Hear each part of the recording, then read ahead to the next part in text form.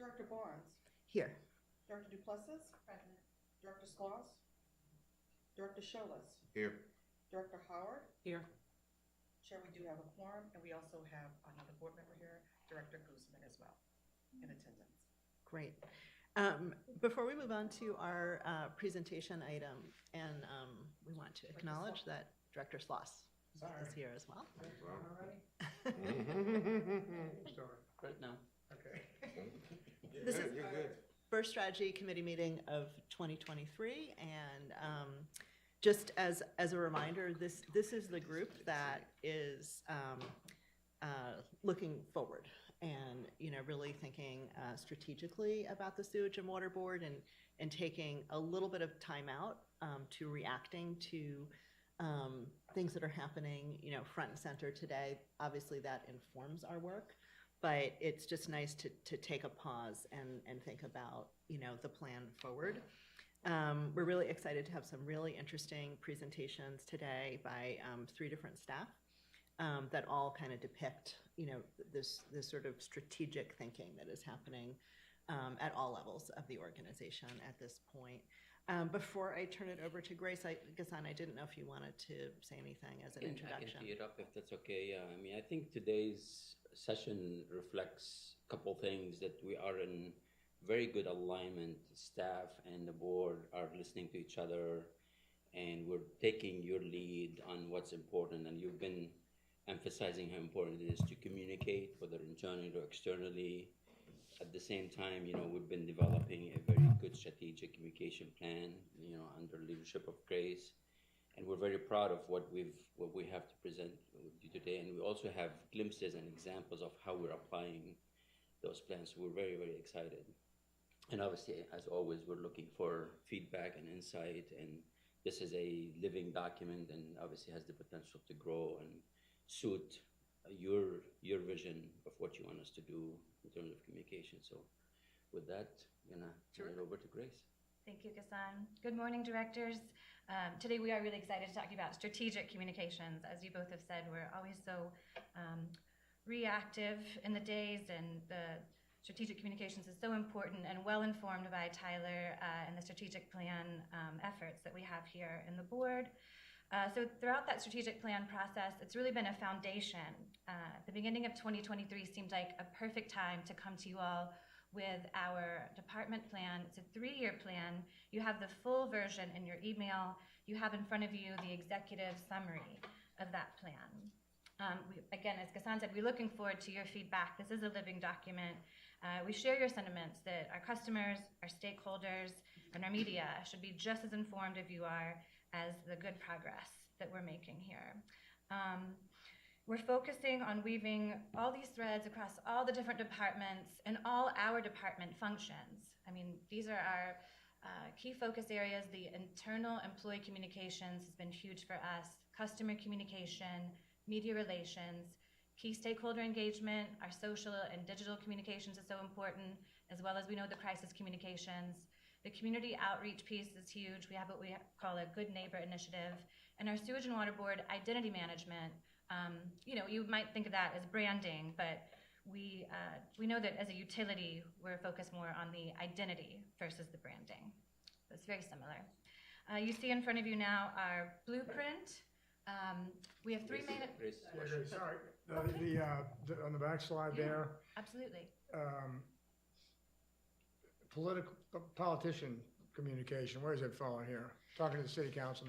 Absolutely. In our expanded version, you will see that's the stakeholder engagement. And when you go into your email, you'll see those different stakeholders broken out. And certainly the politicians and the city council are top hookups.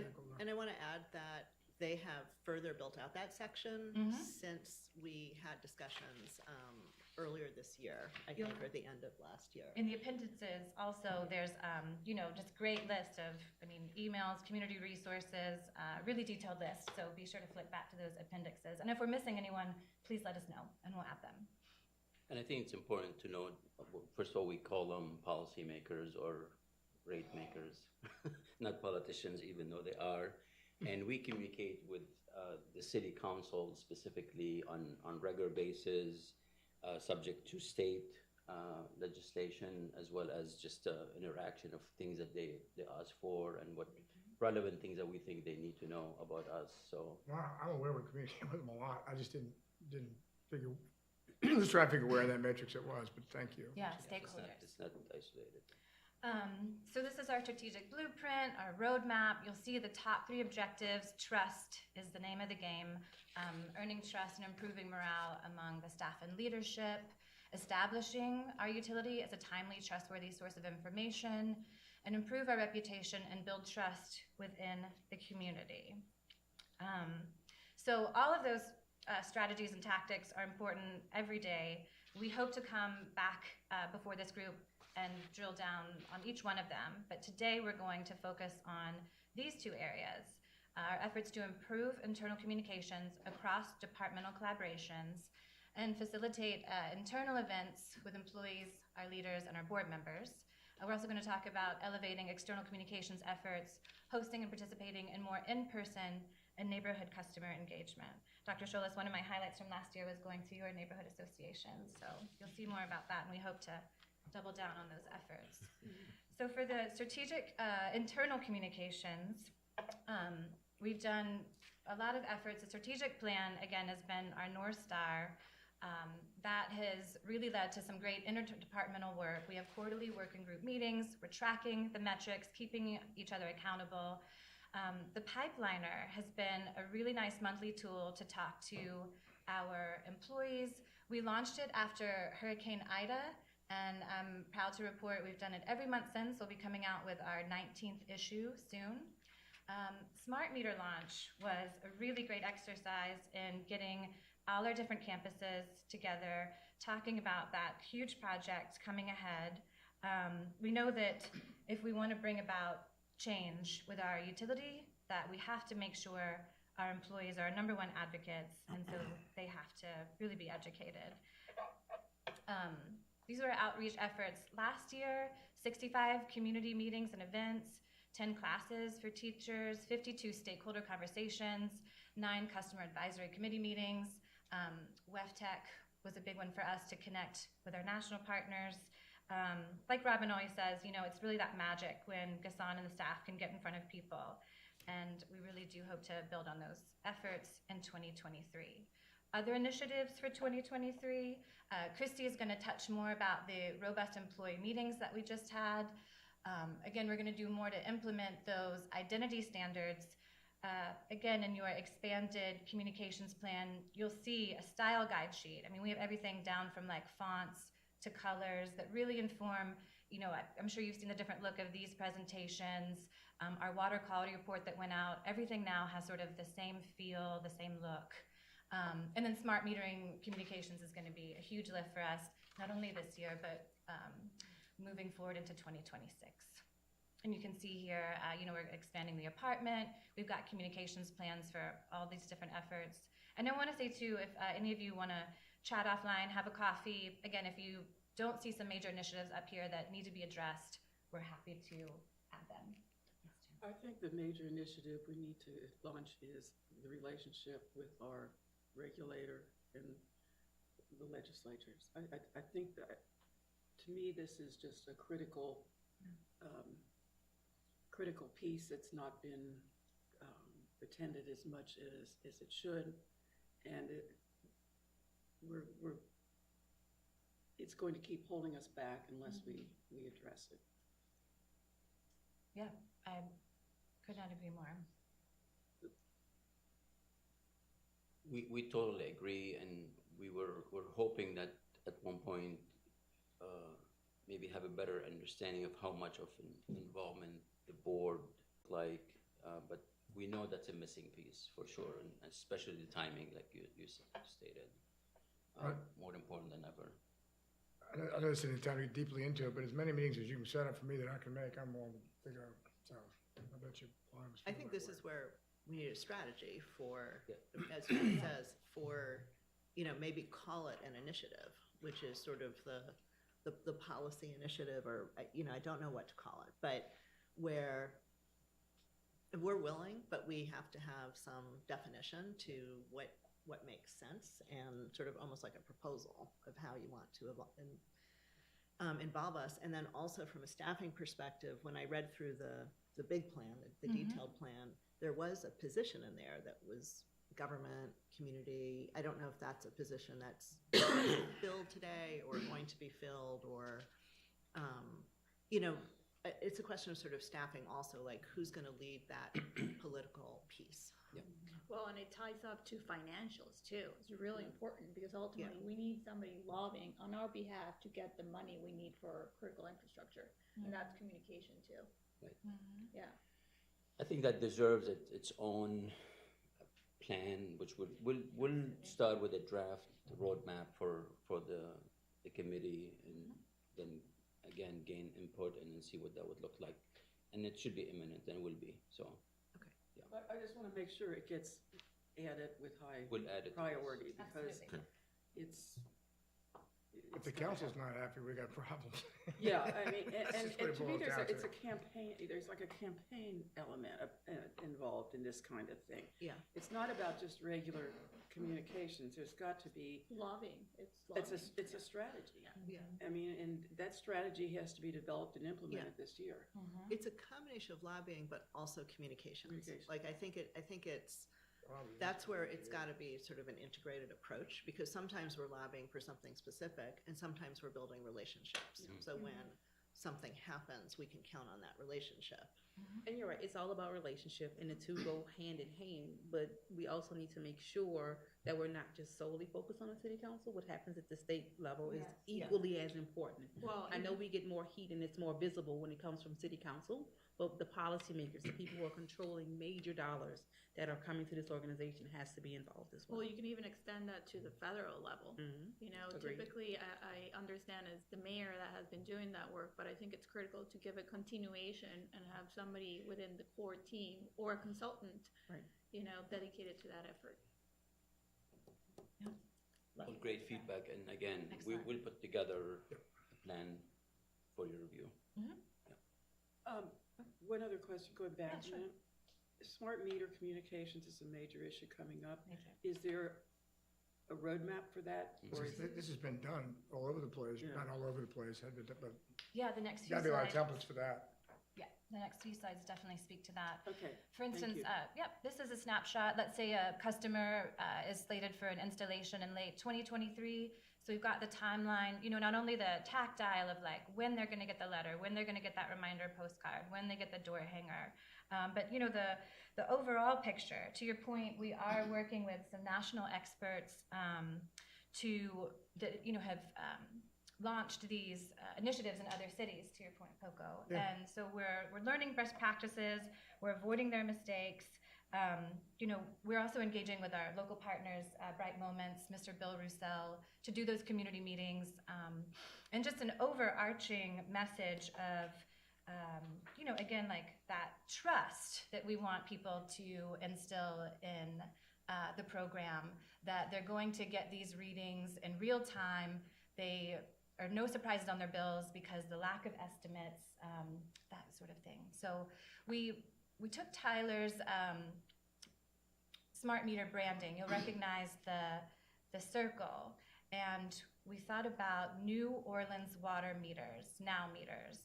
So this is just an example of, you know, if we have that roadmap of what our identity is, what we can do to elevate that very important program to have its own branding, its own recognizable presence in our community, perhaps a turning point for the organization. So you get there with New Orleans water meters.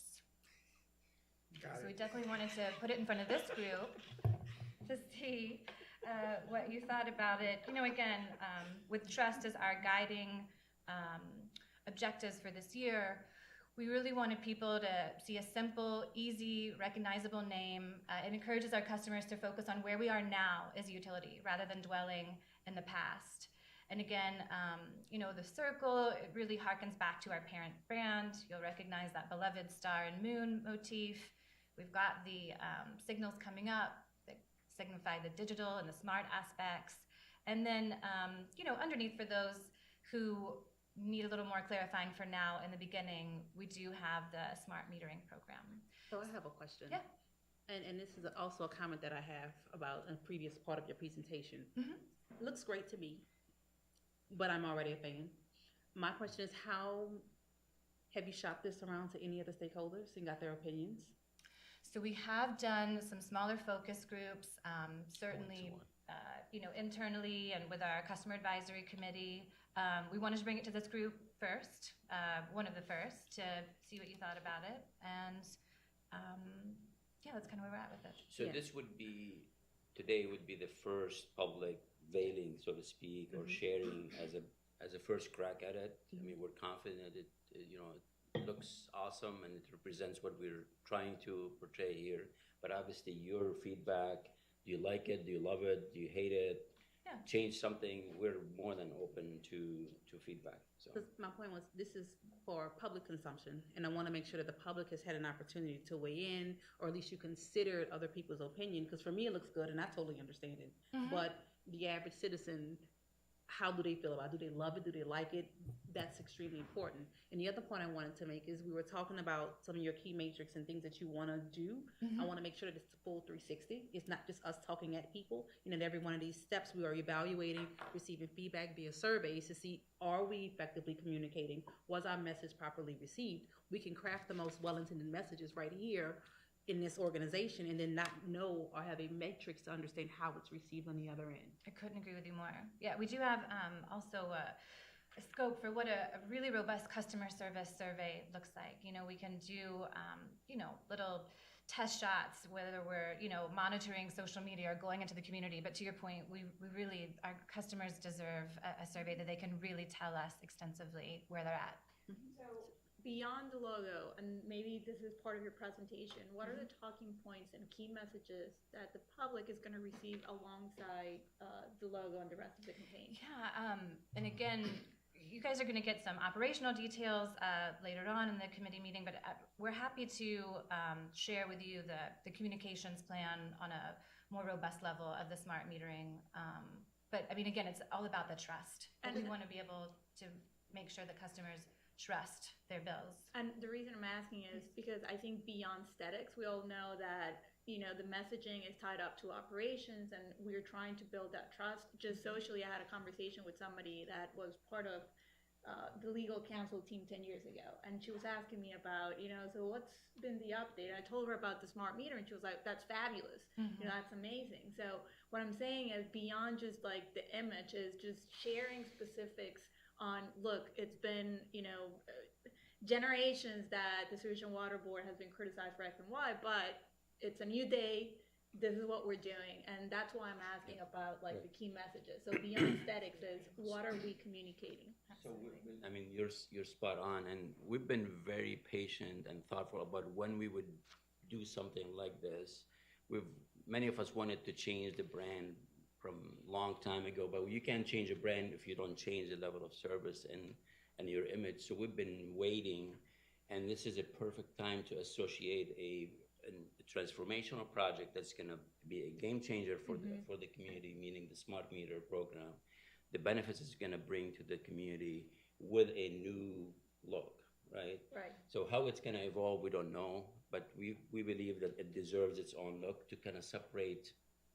I mean, that's the talking points, that we're delivering a much more quality product to the community, and this is what it's going to look Which like. is what matters, What right? matters, We're not putting makeup on absolutely. something. It's Yes. But brand or identity matters, So and the two are associated with each other. completely agree. Yeah.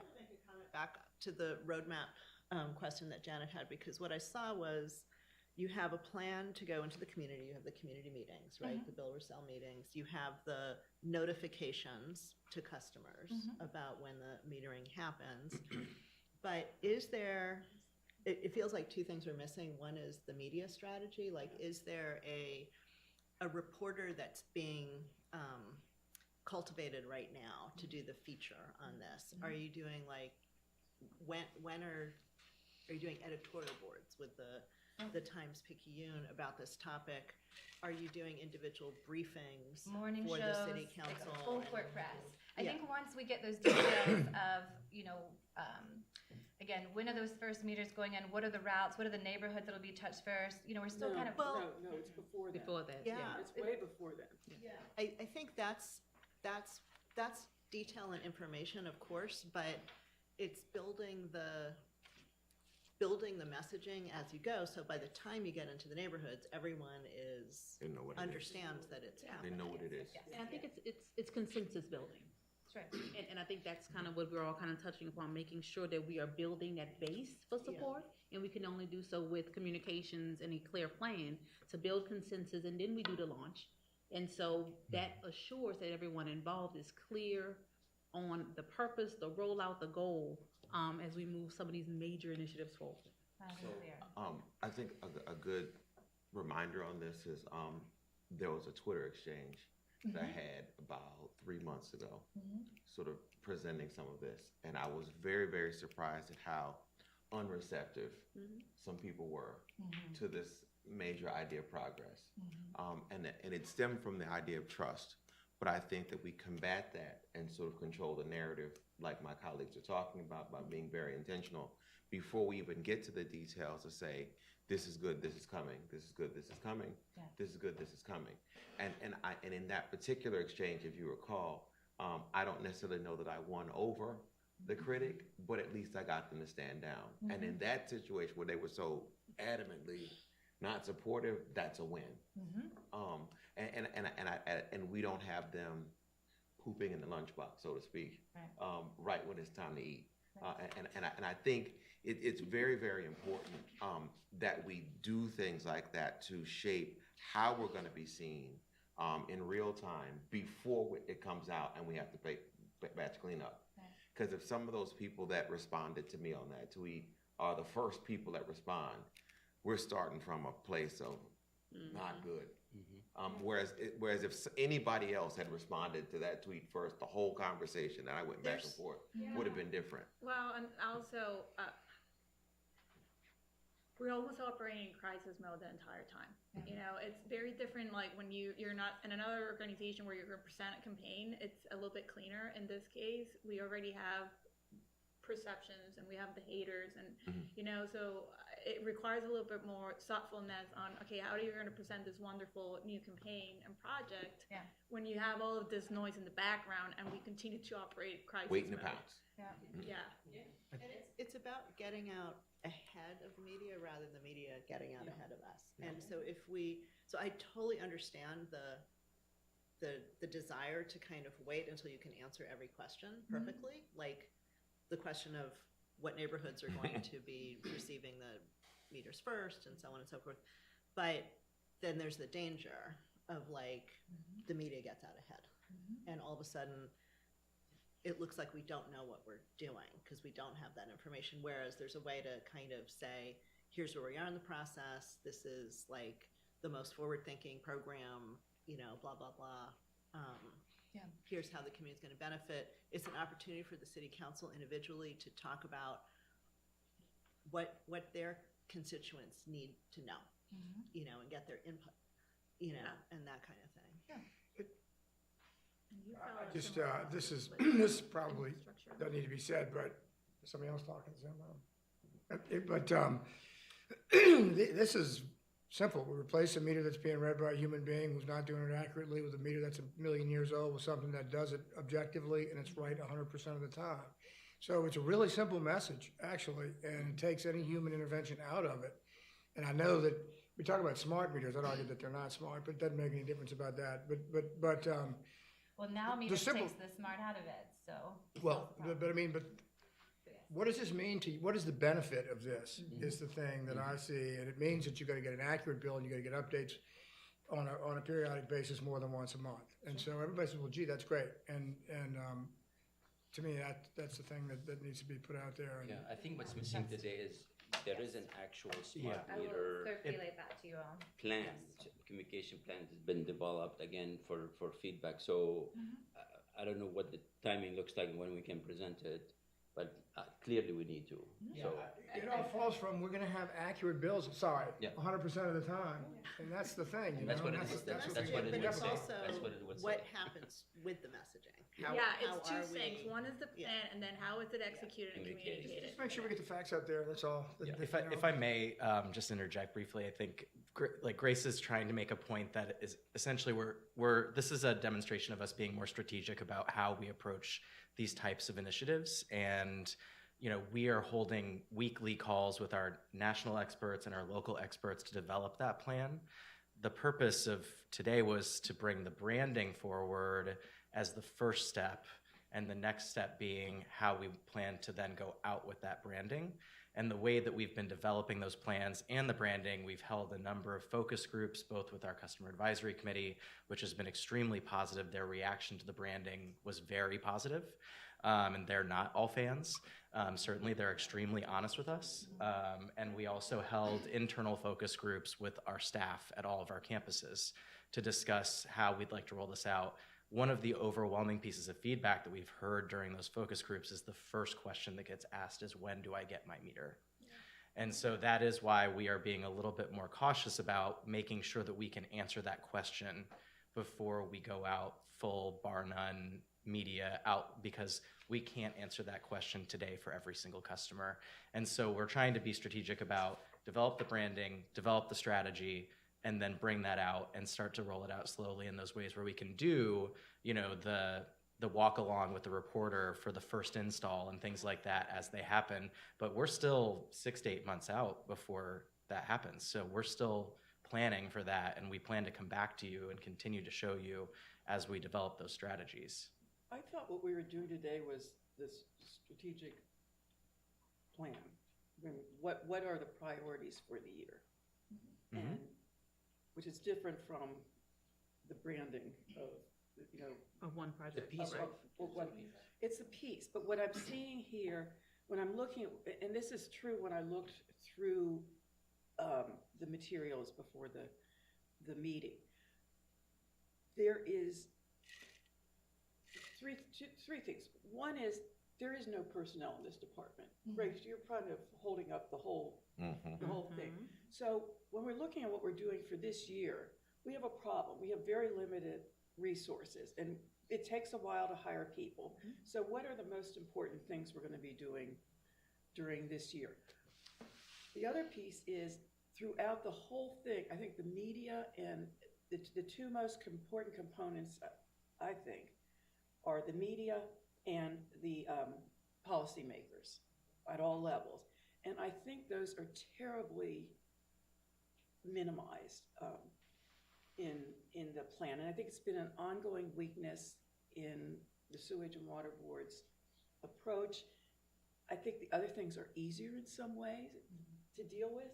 We're used to dealing with them, but I think we've got to stop and really come up with a strategic plan for those things. And I'm not seeing it in what we have before. It might be implicit in something, but it's got to be explicit and highest priority, I think. I agree, Jane. I just want to add that I don't see enough ratepayer engagement either. I know you mentioned an advisory council, but those two are absolutely priority. But a strong third is, how do the everyday ratepayers feel about some of these things that we're doing, and are we getting their opinions, or is it a carefully curated group of individuals that we're asking questions that, while on its face they may not be a fan, but they're engaging with you all the time, so they're more inclined to give you X feedback. So I just want to see that we are engaging our ratepayers at every single step, and we can again come up with the most curated plan that we think we've done, but until we get the people, the boots on the ground to weigh in, we will never build that trust. I think the next presentation starts to Yeah, answer that's a that question, Great right? to, Yeah. to Christy. Yeah. She talked to our internal ratepayers to see how they felt about. Thank you. Yeah, that is actually a great segue. So before we move into the substance of the next couple of slides, I just want to say that there were really 3 positive outcomes from our effort to go speak to our employees about our financial stability. The first one of those was that it was an awesome learning experience for us and our team and our staff from a communication standpoint. on kind of the amount of preparation and the substance that makes for a really successful engagement like this. So almost like a great test run before we do go out and talk to the broader community and stakeholders about anything, not necessarily this topic, right? But that was a learning curve for us, and it was really helpful in terms of how we're gonna prepare to do this stuff on different topics in the future. The second point is that it was a great opportunity for internal communication with our staff. They have given us feedback over the past several months about how much they appreciate it when we come to them and talk about things regardless of the topic. Not really regardless of the topic, but on any topic is a better way to phrase that, right? So another great opportunity to converse with our staff. And then the third positive outcome on it really was that it acted as a focus group for us to gather some initial feedback on the financial stability topic without the danger of going too far afield, right? Of going out to the community or going beyond our comfort zone here that our board has shared with us. So with those three things in mind, a brief overview of how it went for you all. So we did 4 employee presentations, one at each of our major campuses. We had one here at St. Joe, one at the Carrollton Water Plant, one at our Central Yard location, and then one at the Algiers Water Plant. Each one had a different setup, each one had a different vibe, so it was really interesting and enjoyable to go experience all of that. Here's a brief snapshot of our activities. So the presentations had 2 parts. I know a couple of you were able to join for some, but it was a short presentation at the outset to kind of tee up the activity, and then the meetings were set up in groups of 6 or 8. So employees were then asked to engage in this tabletop activity that gave them an opportunity to discuss amongst themselves what their priorities for our utility might be, to kind of digest what our financial stability is, and to talk about whether they, as customers, putting on their customer hat, would be willing to fund any additional priorities for us. So the activity went over really well. It was a great conversational tool. And of course, we documented every aspect of the activity as we went along so that we could gather this data to share it with you and also back with our employees. Here's a brief overview of the meeting schedule, the venues, and the participants. So we had about 165 documented attendees, I want to say.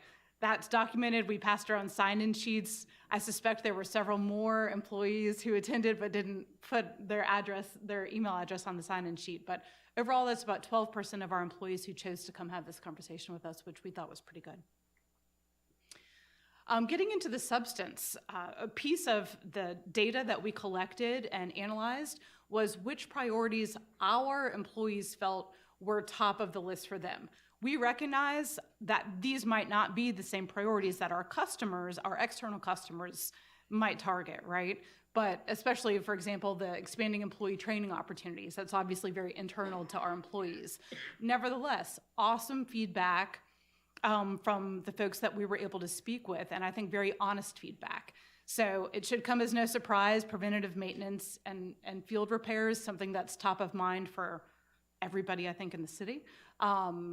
The expanded employee training opportunities shows a real desire and hunger by our staff to continue building their skill set, which is awesome for us, so we will focus on that. It's also in our strategic plan.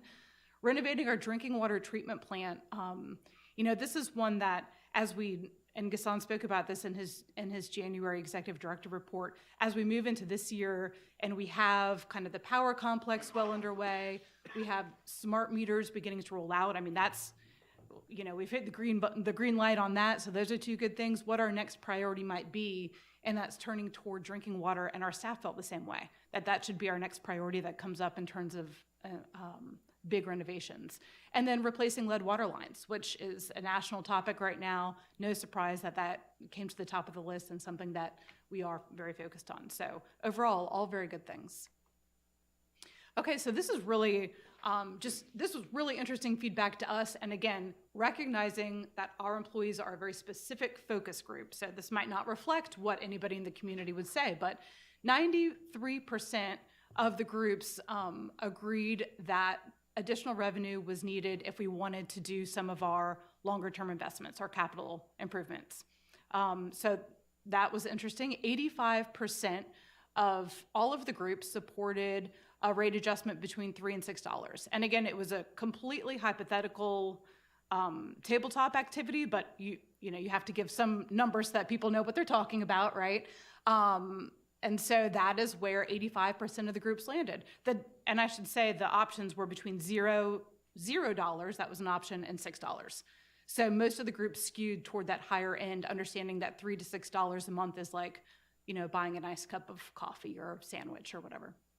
And then 52% of all groups supported some sort of expanded bill assistance program, but I'm going to have a huge caveat on that by saying, the recommendations there were all over the spectrum, from we should do a better job of advertising our existing assistance program before we do anything else, to, kind of like a rounding up program like you see at Walgreens during Red Nose Month. You can just round up your bill to the next dollar.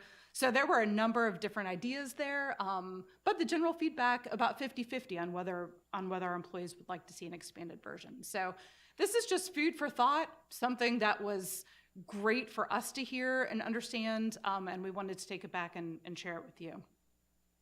And that's the update on those employee meetings.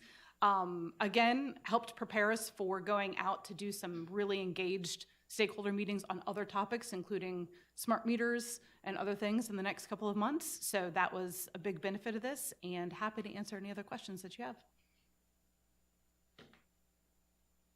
Thank you to those of you who were able to come and participate in one. It was a little exciting. That's good.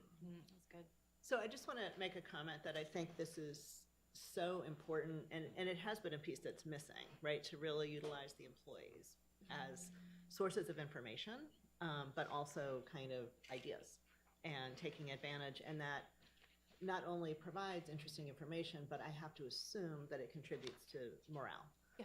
And kind of engaging and really recognizing the employees as our customers and valuing their feedback. Brand new. I think the focus on going out to the community again is now deliberate, and community meetings, the community advisory board, I can't remember if that's the right name. Customer Advisory Committee. More training for staff. We participated in a community engagement kind of workshop last year. And so I feel like we are really building the foundation.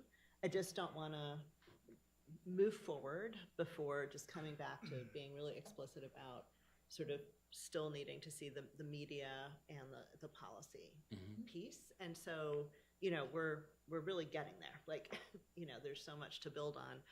But I think that is the next piece, and to explore, a concept of a campaign, which is, may or may not be associated with one initiative, and that's where I think we, need clear consultation from people who know how to do that kind of work, right? And that does not take away from the efforts of our internal team.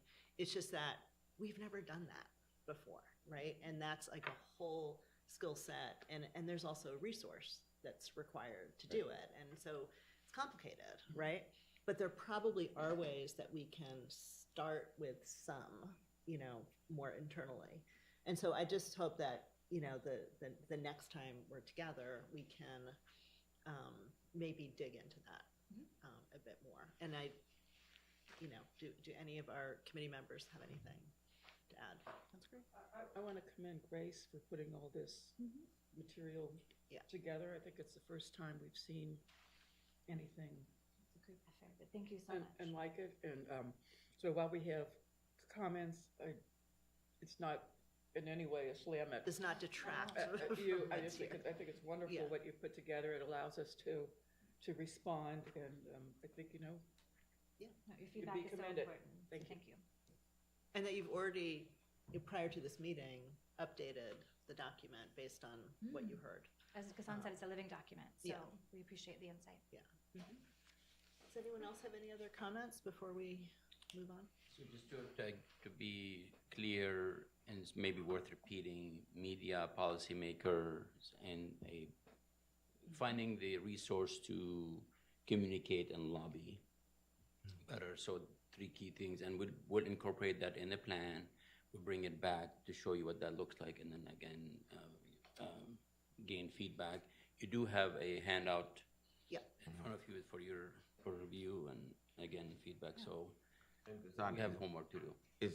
Are we gonna talk about how we're gonna actually fill out the communications department org chart, or is that coming up in master Yeah, plan? I think it's worth mentioning that Grace, while she is holding the fort solely, she does have some support through a outsourcing effort. We have a company, HDR, who has been very instrumental in allowing us to do some of the things we need to do. But we are in the process of creating and bringing more staff to plug many voids and many holes that we currently have. So Maybe the next time we could hear a little bit more about that, just Yeah, sort of absolutely. where are we with kind of, I saw a reference to a because I- national search, you know, Yeah, things like because that, I'm right? looking at this chart, there's 4 major vacancies. Yeah. And it's being led by an interim. An interim is that is doing great work and giving us good information, but an interim is the same. And so when we're talking about moving into a major campaign with the head of the department of interim and 3 vacancies under them, that makes me nervous that we're gonna actually have, even if we come up with a beautiful plan, the bandwidth to actually execute on it. Yeah, well, and Absolutely. that's part of these conversations, right? It's like, all right, we have a plan, how are we gonna execute, and what type of support And do who's you gonna need? execute? Yeah, who's gonna do it? Right. I think I failed to, shame on me for mentioning that we have added a very key staff, Sierra Labat, sitting in the back here, who's been focused on communicating our work, field work, whether it's JRR or maintenance or closures, whatever it need be. She has really filled a huge void between all the good work that we've been doing and our public. So that gap has been closed dramatically. So evident by is there proof that we need more people to do good things. So These we are hear all you. classified positions? Yes. I wanna build on Janet's comment. You know, you're doing amazing work, and also, to voice at least my expectations of these meetings is like a working session. You know, so I would encourage you, push back if you see technically something is not feasible, and some of us are giving some sort of feedback that you're thinking, well, that's how we're gonna do that. I would encourage you, push back, and let's talk about it so we can progress. Absolutely. Thank you. All right, so I'm gonna turn it over to Tyler to give us an update on the master planning process. Great. Good morning, everyone. Yeah, and I guess just to kind of segue too from the previous conversation to this one, I think that I had a distinct pleasure of being a table facilitator at 3 of the community or the employee meetings that we had, and I was really they were really fascinating conversations to have with individual employees. In that many of them are not fans, and many of them have the same misperceptions about the work that we do as our external customers, and I think it was incredibly educational for all of us. And this is the first time in my 3 years here that I really feel that like everyone is like listening with both ears and really trying to absorb and think more strategically about how we're approaching things, and that's really exciting to me. And so with that. Talking about how we're approaching our master planning work, I did want to flashback a little bit to when I first arrived on the scene here about 3 years ago, which is crazy to me. I can't believe I've already been here this long.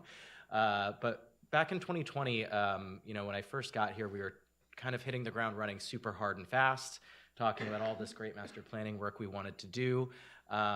And a lot of it hasn't happened for a number of reasons. Part of it is COVID, part of it is this committee and listening to your feedback and understanding what your priorities were.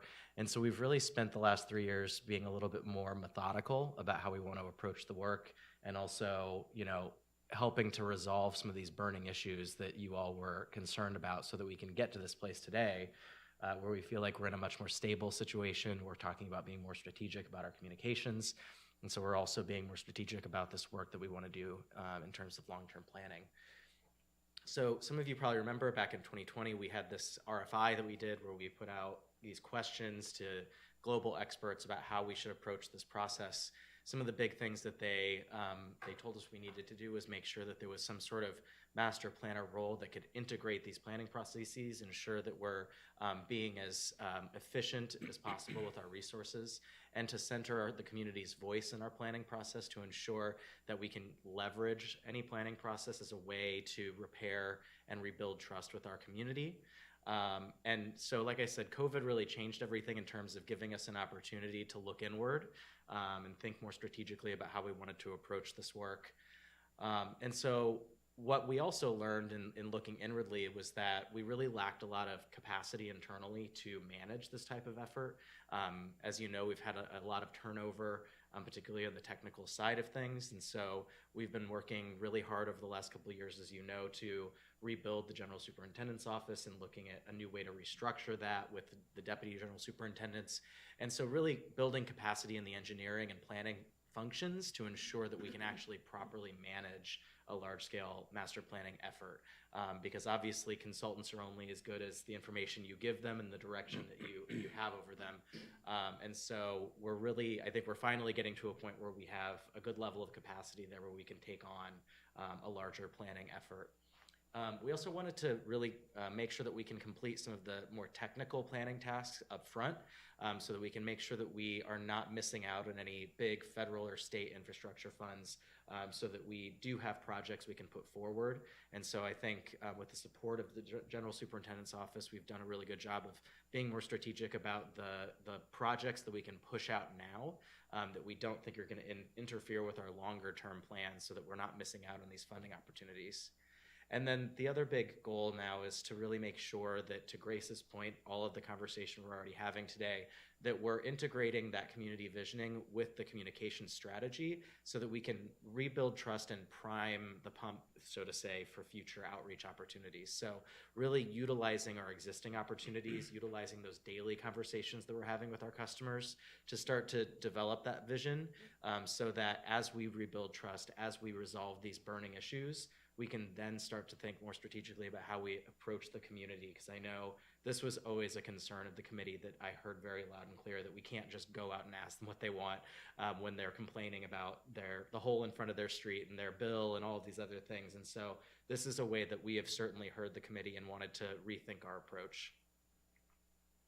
So in talking about how we want to approach this from a sort of a slower start than before, we've obviously identified, Ghassan introduced it in January in his State of the Utility, that water purification is really one of our top priorities as the sort of next big item on our list of things we need to look at doing. This has obviously been identified as an emerging need because of the emerging regulations that we know are coming down the line for us in terms of treating our drinking water. Also the potential funding opportunities that are available, but also just frankly the sort of urgency of the need. Both of our drinking water plants are extremely aged at this point. The last major renovations on the East Bank, 1959, on the West Bank in 1994. Our facilities are producing a high quality product, but they are in desperate need of renovation sooner than later. And so we've identified this as the first priority and a way for us to sort of test our capacity for completing a master plan of this scale so that if this is successful, we can continue rolling them out over time in a way that's methodical and we can make sure that we're keeping up with our capacity to manage this type of effort. And so what this plan would look like in terms of the scope is really assessing our existing purification processes and suggesting improvements or wholesale replacement of those processes based on the regulations that are coming down the line and based off of what new technologies are available that could be more efficient or could produce a higher quality product. To also analyze our facilities to provide plans for better utilization of space. I think those of you who have visited, I think all of you have hopefully visited the East Bank Water Treatment Plant. It's a massive facility and our existing purification process is extremely real estate intensive.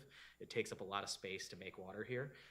There may be new processes. For instance, the West Bank uses the same treatment process but in a much smaller footprint because it uses a newer technology to do it. We can likely do that at the East Bank facility as well using newer treatment processes, which would open up a ton more space for us that we could use for any number of other activities that we need as a utility, whether it be warehousing space, office space, customer service facilities. There's a number of things we could be doing with our real estate that would be a better service for our customers than what we're using it for now. And then, of course, the most critical part of a master plan, which would be that capital plan that would include complete renovation of those plants, including those new regulatory requirements and creating efficiencies that would hopefully over time save us money while also providing a much higher quality product than we're even providing today. So in terms of a timeline, I actually sent the RFP off to our purchasing department for the initial review last week. And so hopefully we'll be able to put that out soon. We'll be using an expedited RFP process. You may remember, I think it was at the December board meeting, right, that the board approved the pool, the engineering pool. And so that allows us to speed up the process a bit more than we would when we typically go out to sort of the whole world and say, you know, how do you want to do this? We're able to go out to a smaller group of pre-qualified engineering firms that we know are going to be able to do good work and ask them for a more expedited proposal for this project. So we're hoping we can kick this off in mid-2023, given that more expedited purchasing process. And I think it's going to be probably about an 18-month total planning period. However, there will be interim deliverables, knowing again that there are these federal funding opportunities we don't want to miss out on. One of the critical scope items that we're including is a sort of on-task ability for the consultants to do just like interim design work on projects, so that if we have a federal funding opportunity that requires a certain level of design in order for us to put in an application, that we can scope them with that and they can develop a design in relative short order so that we can get that ready for a federal funding opportunity, which is something that I know we've struggled with for a long time, and is something I've learned is we have these funding opportunities, but they require a certain level of design, but we don't have the design yet, so we have to go out to bid for a design, and that takes, and by the time you get that, you know, the opportunity's over. So that's one of the main things we really wanted to focus on here, is how do we make this a dynamic process so that we're designing while we're developing the plan, so that we're not missing out on these opportunities as they're coming up. And so in terms of next steps, again, I see this as a first step to make sure that we have the capacity to take on this type of project. We can continue sort of assessing our progress as we go along, and if we feel like we have capacity to continue adding additional work, we can add the next plans after that. We want to continue to participate in these existing community events like neighborhood association meetings and a lot of the festivals and things like that we already appear at, and use those as opportunities to engage with the community around these plans. And then to slowly roll out these plans for, in the order we think is probably next, water distribution. So looking at the mains and everything that serves our customers to make sure we can patch up all of the leaks that we see all over the city. To look at our sewer system. You know, we've been under a sewer consent decree for, I think, almost 30 years, 25 years. And so as we all know, these things kind of happen on a rolling basis. 25 years ago means it's almost time for us to start looking at that infrastructure from 25 years ago again. Then looking at our wastewater treatment plants, and finally, as we've really built out capacity, we've also begun to resolve some of these questions around consolidation of the drainage system and all of the policy and political issues around the drainage system, that we can move into a more community vision driven drainage and stormwater planning process that would be a much larger undertaking to really talk about transforming our systems and our city for climate change. So that's kind of where we see this going now. It's a much, I want to make it very clear that a lot of this is responding to your feedback of slowing down, learning a lot of lessons, talking to a lot of folks, and thinking about how we can do this in a way that we're going to be as successful as possible in developing really dynamic and really transformative plans for the utility. And then Tyler, how do you handle external groups? For instance, a lot of people have ideas about what to do about stormwater, and there are subcommittees of the business council and so forth that are working on that. And so if we, obviously you consider that in some fashion, is there a formal process for that, or what happens about that? Because you're working on something here, and if it's an insular process, and then they come along, they have a press release, and they've come up with the right answer for what to do about drainage. Yep. And that's a bit of a hyperbole, but that's not that far-fetched. So how do we handle that? We actively partner with groups like that as often as possible. So for instance, you know, we talk to the business council about the work that they're doing. I think Ghassan was just talking with them last week. The Water Collaborative is also leading an effort looking at the potential for a stormwater fee. We are an active named stakeholder in that process, and I have conversations with them all the time. And so it's not necessarily a formal process, but we do, you know, whenever people are having these conversations, we insert ourselves at the table so that we make sure that we're at least able to inform the conversation, make sure that the conversation they're having is realistic, and also that we're able to gather that sort of feedback for ourselves to take internally. And I think that what's great is that all of this work is happening, and when we do get to a point where we're having a more formal process, then there can be a more formal way of engaging them through some sort of like planning advisory committee, that they can be more active participants in that type of planning process. going Additive forward. instead of fractions, that's good. Thank Yes, you. absolutely. And it's also adding the schools. We have, lots of Yes. resources and capacity at Tulane, Yep. at UNO, and, Yep. I just want to make sure they're not out Yeah. doing their thing and we're doing something different over here. Yeah, so Yeah. far it's been, That's been consistent, I think, coordinated, that's yeah. that level of Yeah. kind of information Yeah. sharing. At the end of the day, we can't force an external group to follow our vision, but I think Ghassan, through Engage his them. leadership, has always demonstrated that partnership is the name of the game. And so whenever those folks are having those conversations, we approach it from a point of view of partnership, so that we can hopefully inform their conversation and like I said, to make sure that they're having a real conversation and that they're not misinforming their stakeholders, so that at the very least we can make sure that there's a real conversation happening and that we're at the table. That was the answer I expected. I just want to make sure Yeah, you're still on the record. for sure. Thank you. So similar to where Poco went with his comment, I was asking how come drainage and stormwater was at the lowest of your Bottom. priority, given the fact that it's top of Yeah. mind for so many in the city? I want to be very clear. It's not the lowest priority. I would say it's actually a very high priority, but I think we are also trying to be realistic about our capacity to take that on, and also sort of allowing some of these conversations to happen, particularly around consolidation, so that we know what conversation we're having when we get there. It was that you said it was priority in this, the order in which you wanted to tackle it. Yeah, I would say that it's a priority in terms of our ability to take it on, but it's not in terms of the need, the raging need for having it. We have to balance these things, because I think if we take this on right There's now, probably a raging need for every single one of yeah, those. truly. So keep in mind that Practical we approach. made drainage a top priority from day one, and we've been spending a lot of Yeah. resources on that. Specifically the power plant, right, the Yeah. new power complex. Yeah. And a lot of preventive maintenance on equipment. So we brought the state of utility in terms of drainage to a very good place. And that's what I thought his response was gonna be, because Yeah. we've done so much work in this area. Right. The need for a I think- long-term or strategic master plan may be less because we've done all this work before. Yep. To your point about sort of concurrently addressing, when there's funding available or that sort of thing, is that, as the extent to which you are communicating any of this publicly, whether it's community meetings or whatever, to be really clear about the ongoing work in all of these areas. And what we're talking about here is the long-term plan, but it's not that nothing's happening Right. right now. absolutely. And then the second thing is, what is the time frame for these plans? Like, are these 10-year plans, 25-year plans, 50-year plans? What's the time frame? I mean, the time frame we've always talked about is 50 years, knowing that in particular on drainage, but even when we're talking about water treatment and wastewater treatment, that these are long-term endeavors, because we're probably talking about, for all of the plans, all of the capital work that needs to happen over 50 years, we're probably talking like $10 to $20 billion. And obviously we can't take that on in 10 years. It's going to have to be over a very long period of time.